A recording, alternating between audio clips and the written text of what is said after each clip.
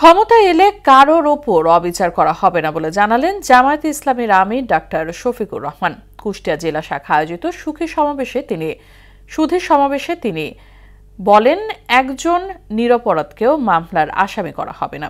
এদিকে ময়মনসিংহে এক অনুষ্ঠানে দলটির সেক্রেটারি জেনারেল বলেন, আজীবন ক্ষমতায় টিকে থাকতেই তত্ত্বাবধায়ক ব্যবস্থা বাতিল করেছেন শেখ হাসিনা। আরো জানাচ্ছেন ওবায়দুল হক মারুফ।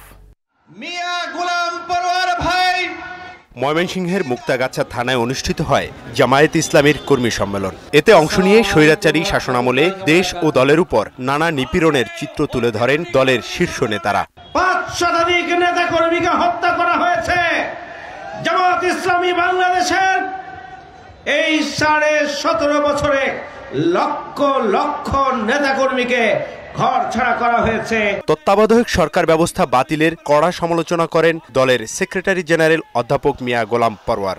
অন্য কেউ ক্ষমতায় আসুক না, সারা জীবন সে ক্ষমতায় থেকে ফ্যাসিস্ট কর্তৃত্ববাদী হিটলারের মতো এই জাতিকে হাতের মুঠে শাসন করবে বলে সে কেয়ারটেকার সরকারের বিধানটা হচ্ছে বাতিল করে দিয়েছিল।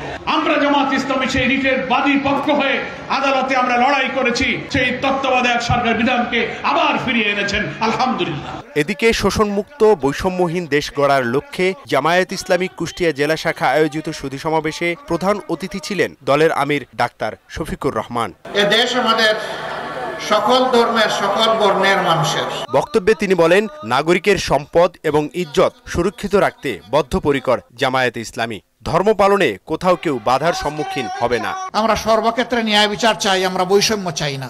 আমরা আমাদের সন্তানদেরকে, গর্বের সন্তানদেরকে কথা দিচ্ছি, তোমরা যেমন জীবন দিয়ে জাতিকে আরেকবার স্বাধীনতা এনে দিয়েছো, আমরা প্রয়োজনে জীবন দিয়ে তোমাদের দাবি পূরণ করব ইনশাআল্লাহ। ঘুষ, চাঁদাবাজি এবং দখল বাণিজ্য মুক্ত একটি সমাজ ব্যবস্থা গড়ার প্রত্যয় জানান জামায়াত ইসলামীর আমির। আমাদের এতগুলা সন্তান জীবন দেয়নি যে বাংলাদেশে এখনো চাঁদাবাজি চলবে, এতগুলা সন্তান জীবন দেয়নি যে এখনো দখলদারি চলবে, এখনো ভাগ বাটুরা করে সর্বত্র ঘুষ বাণিজ্য চলবে। ওবায়দুল হক মারুফ, মোহনা সংবাদ।